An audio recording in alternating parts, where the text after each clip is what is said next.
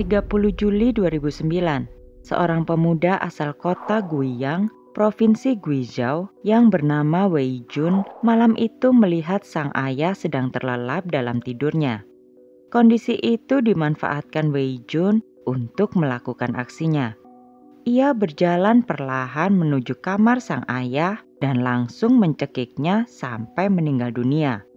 Setelah melakukan pembunuhan itu, Wei Jun pun dengan tenang berjalan keluar rumah dan menyerahkan diri kepada pihak kepolisian. Kabar terbunuhnya seorang ayah di tangan anaknya sendiri itu tentu dengan cepat menyebar ke telinga para warga sekitar. Semua orang merinding ketika mengetahui Wei Jun bisa sampai hati untuk menghilangkan nyawa ayahnya sendiri. Dendam apa yang membuat Wei Jun sampai nekat melakukan hal kejam tersebut? Tragedi ini berawal dari sang ibu yang bernama Ling. Ling sendiri merupakan anak tertua dari 7 bersaudara.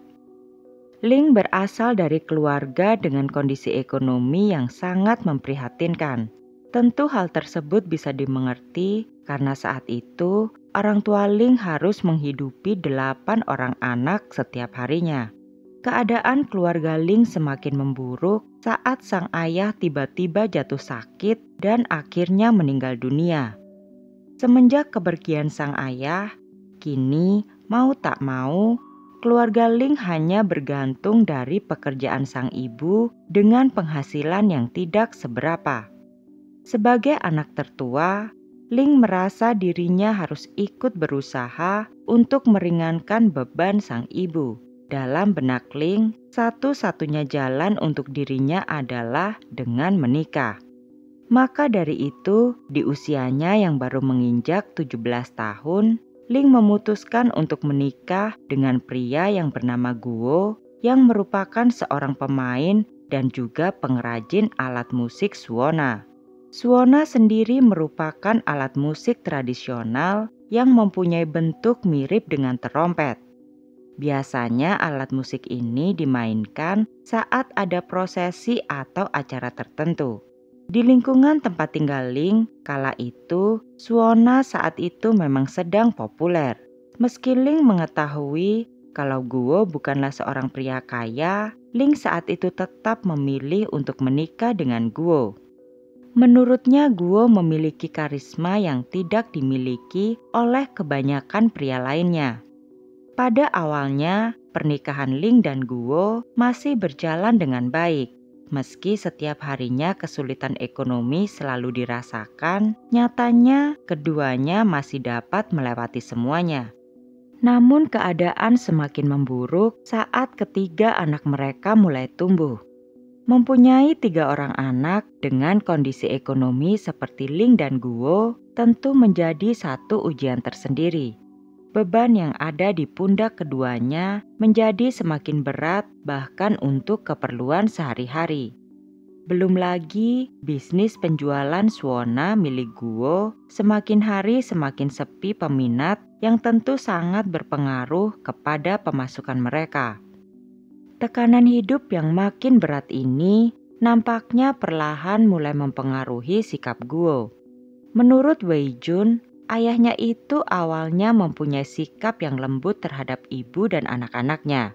Semenjak kondisi memburuk, kini Guo menjadi seorang ayah temperamental serta ringan tangan. Selain itu, kini Guo memiliki kebiasaan baru yaitu mabuk yang tentu semakin memperparah keadaan. Saat itu Wei Jun yang merupakan anak tertua masih tidak mengerti mengapa sang ayah yang dulunya ramah bisa berubah menjadi pemarah.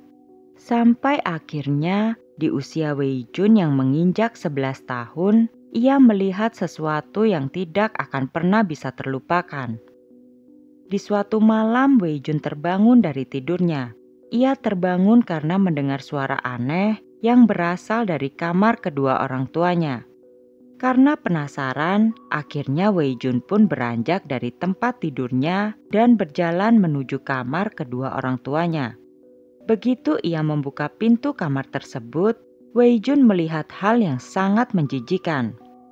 ia melihat 3 orang sedang bergumul di atas tempat tidur orang tuanya. Orang itu adalah ayah, ibu, dan juga seorang pria yang merupakan tetangga Wei Jun sendiri. Yang lebih mencengangkan adalah saat itu ketiganya sedang tidak menggunakan baju sama sekali alias telanjang. Pemandangan itu sontak membuat Wei Jun trauma dan memilih untuk kembali ke dalam kamarnya. Di mata seorang anak usia 11 tahun, hal itu tentu akan menjadi trauma tersendiri. Hati Wei Jun seakan hancur berkeping-keping melihat kedua orang tuanya bisa melakukan hal separah itu. Namun, meski begitu, Wei Jun masih berusaha untuk menahan emosinya. Sejak peristiwa itu, hubungan antara Wei Jun dan kedua orang tuanya mulai memburuk. Parahnya lagi, karena kelakuan bejat dari orang tuanya, kini para teman dan tetangga Wei Jun sering mengejek dirinya. Sebenarnya Wei Jun sangat ingin membalas ejekan mereka. Namun ia tahan karena dirinya juga tahu kalau apa yang menjadi gosip para teman serta tetangga mereka itu adalah fakta. Lagi-lagi Wei Jun tumbuh dengan menyimpan amarah di dalam hatinya. Tanpa ia sadari, amarah yang selama ini ia pendam itu perlahan berubah menjadi rasa benci kepada kedua orang tuanya. Hal itu terjadi sampai beberapa tahun kemudian.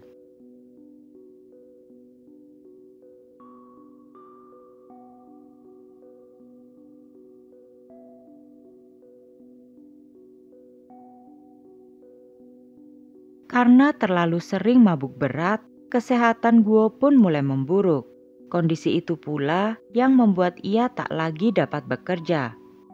Demi menghidupi ketiga anaknya, kini terpaksa Ling lah yang harus bekerja sendirian. Karena pekerjaannya itu, Ling diketahui jarang pulang. Namun anehnya, melihat sang ibu pergi untuk bekerja, malah membuat Wei Jun sangat marah. Ternyata usut punya usut, para tetangga sering bergosip yang menyebutkan kalau Ling bekerja sebagai PSK yang selalu melayani banyak pria. Di saat itu rupanya Wei Jun tak lagi dapat menahan amarahnya. Sambil berlinang air mata, Wei Jun berkata kepada sang ibu, "Kalau kau sampai keluar dari rumah, jangan pernah kembali lagi. Buatku, kau sudah mati." Mendengar perkataan Wei Jun itu, Ling pun ikut emosi. Beban rumah tangga yang setiap harinya ia tanggung sendiri membuat Ling merasa anaknya itu sudah kelewatan. Oleh karena itu, ia menghampiri Wei Jun dan memukulinya, kemudian ia langsung berangkat begitu saja. Wei Jun merasa kalau ibunya sudah tak lagi menyayangi dirinya. Oleh sebab itu, kebencian Wei Jun terhadap sang ibu pun semakin mendalam. Kondisi seperti itu berjalan selama beberapa tahun. Anehnya, meski sang ibu diketahui selalu bekerja, Wei Jun tak pernah menerima sepeser pun hasil dari kerja sang ibu. Wei Jun mulai bertanya-tanya apakah ibunya malu untuk memberikan uang hasil kerjanya sebagai PSK, sampai-sampai ia sama sekali tak mengirim uang ke rumah. Di saat rasa benci Wei Jun terhadap sang ibu semakin besar, ada hal yang tidak diketahui oleh Wei Jun. Ternyata selama ini, Ling selalu rutin mengirim uang bulanan kepada ayahnya Guo. Namun uang bulanan itu digunakan Guo untuk membeli minuman keras setiap harinya. Kelakuan dari Guo itu nampaknya semakin hari semakin mencemaskan.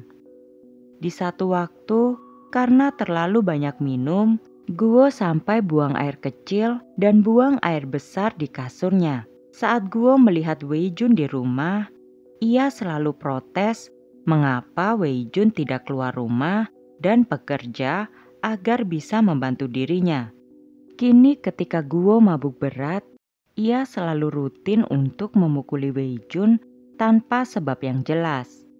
Di sisi lain, Wei Jun hanya bisa pasrah dan tidak membalas perlakuan sang ayah tersebut.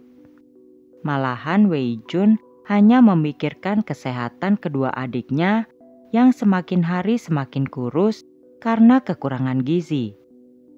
Tak tega melihat kondisi adik-adiknya, Wei Jun mulai nekat mencuri demi membelikan makanan bergizi untuk mereka. Tentu di kondisi tersebut, Wei Jun memilih untuk tak lagi melanjutkan sekolahnya. Kelakuan buruk Wei Jun itu pun lambat laun menjadi rahasia umum di kalangan warga sekitar. Ketika berpapasan dengan Wei Jun, mereka memilih untuk menghindar karena tak mau barangnya dicuri. Wei Jun sadar kalau apa yang ia lakukan membuat dirinya semakin dijauhi oleh semua orang. Oleh karena itu, tepat di usianya yang menginjak 17 tahun, ia mulai bertekad untuk mencari pekerjaan tetap. Tak berselang lama, Wei Jun pun akhirnya berhasil mendapatkan sebuah pekerjaan.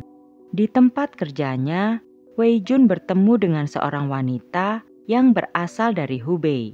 Ia begitu bahagia setelah melihat wanita idamannya tersebut. Tak disangka keduanya memiliki perasaan yang sama. Setelah tahu perasaan masing-masing, mereka pun menjalin hubungan asmara. Awalnya, hubungan itu berjalan dengan sangat baik sampai di mana Wei Jun berencana untuk mengajak kekasihnya ke rumahnya.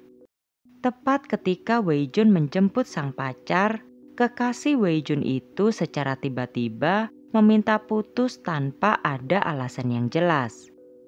Bahkan hanya berselang 1 hari dari kandasnya hubungan mereka, sang mantan kekasih diketahui sudah memiliki pria lain.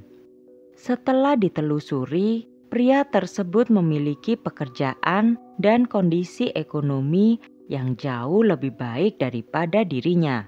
Kebahagiaan sesaat yang Wei Jun rasakan itu kini sirna begitu saja karena kondisi ekonominya yang buruk. Semua hal buruk yang menimpa Wei Jun itu menurutnya adalah murni kesalahan sang ayah. Selain itu, Wei Jun sudah mulai memiliki pemikiran kalau tak akan pernah ada wanita yang bisa dengan tulus mencintai dirinya. Kebencian Wei Jun kepada wanita pun semakin menjadi-jadi. Pertama, ia melihat ibunya sendiri melakukan hal menjijikan dengan pria lain. Kini sang kekasih memilih untuk bersama pria lain juga. Wei Jun tak paham mengapa semua wanita dalam hidupnya memperlakukannya dengan sangat buruk. Oleh karena itu, Wei Jun pun bersumpah akan menyakiti semua wanita yang ia temui. Di suatu malam sepulang kerja, Wei Jun merasa nafsu birahinya sedang tinggi. Ia lalu teringat kalau ada tetangganya yang merupakan wanita parubaya hidup sendiri di rumah. Niatan buruk pun langsung terbesit di pikiran Wei Jun. Ia lalu menuju rumah wanita parubaya itu dan langsung memaksanya untuk melayani nafsu bejatnya. Setelah melakukan tindakan bejatnya itu, Wei Jun mengancam korban untuk tidak melapor kepada polisi karena ia tak akan segan untuk membunuhnya. Kelakuan Wei Jun itu berlangsung selama beberapa minggu. Para warga sebenarnya mengetahui perbuatan Wei Jun, namun mereka tak ada yang berani untuk melaporkannya kepada pihak kepolisian. Menurut Wei Jun, hancurnya kehidupannya sekarang merupakan akibat dari ketidakbecusan kedua orang tuanya dalam merawat dirinya. Kebencian Wei Jun kepada kedua orang tuanya membuat dirinya menjadi pribadi yang sangat buruk. Meski Wei Jun mempunyai pikiran untuk membunuh kedua orang tuanya, ia sebenarnya tak berniat benar-benar melakukan hal tersebut. Namun semua itu berubah di tanggal 30 Juli 2009. Malam itu ayah Wei Jun yang dalam kondisi mabuk menerima telepon dari sang ibu. Kemungkinan besar pembicaraan itu adalah masalah uang kiriman dari ibu Wei Jun yang dirasa semakin tidak cukup. Ling menyarankan Guo untuk berhemat karena dari hari ke hari semua kebutuhan semakin mahal. Di saat keduanya sedang asyik mengobrol lewat telepon, Wei Jun pulang dengan kondisi mood yang buruk. Melihat orang tuanya sedang bercanda lewat telepon semakin membuat mood Wei Jun memburuk. Ia kemudian meneriaki Guo dan berkata, "Kau adalah pria bodoh. Kenapa kau rela membiarkan istrimu dijamah oleh banyak pria selain dirimu? Apa kau tak punya harga diri lagi?" Sang ayah membalas perkataan Wei Jun itu dengan alasan kalau semua yang ia lakukan adalah demi bisa menghidupi keluarganya. Ia mengizinkan sang istri menjual tubuhnya semata-mata agar ia bisa menghasilkan uang demi kehidupan mereka. Namun Wei Jun sama sekali tidak percaya dengan alasan sang ayah. Ia lalu kembali teringat kejadian menjijikan yang ia lihat saat dirinya berusia 11 tahun. Bagaimana bisa seorang pria secara terang-terangan mengizinkan istrinya melakukan hubungan badan dengan dirinya dan pria lain di kamarnya sendiri? Selain itu, menurut Wei Jun, hampir sebagian besar uang yang selama ini dikirim oleh sang ibu digunakan ayahnya untuk membeli minuman keras. Setelah terlibat adu mulut itu, akhirnya keduanya pun masuk ke kamar masing-masing. Saat itu Wei Jun berpikir untuk menenangkan dirinya dengan mencoba untuk tidur. Namun ia tak bisa tidur karena pikirannya sangat terganggu dengan kelakuan kedua orang tuanya. Wei Jun pun gelap mata dan memutuskan untuk menghabisi sang ayah dalam tidurnya. Mengetahui sang ayah sudah meninggal dunia, awalnya Wei Jun masih mencoba tenang. Tapi saat ia akhirnya melaporkan kejadian ini kepada pihak kepolisian, air matanya pun tumpah. Di kantor polisi, Wei Jun menangis sejadi-jadinya dan menyesali semua perbuatannya. Penyesalan itu kini tak lagi ada artinya. Nasi sudah menjadi bubur dan nyawa Guo sudah tak lagi dapat kembali. Kini Wei Jun tinggal menunggu pengadilan diadakan. Tepat di tanggal 13 Juli tahun 2011 atau saat umur Wei Jun menginjak 18 tahun, pengadilan memutuskan untuk memvonis Wei Jun dengan hukuman penjara selama 15 tahun karena dengan sengaja telah membunuh ayahnya sendiri. Hukuman tersebut diberikan karena pertimbangan umur Wei Jun yang dianggap belum dewasa dan hukuman mati belum diperbolehkan. Selain itu, menurut pemeriksaan mental, Wei Jun diketahui memiliki trauma yang mengakibatkan emosinya menjadi meluap-luap.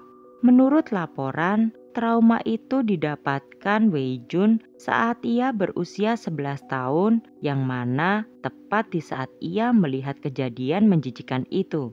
Meski sudah mendekam di penjara, Wei Jun masih belum dapat memaafkan ibunya.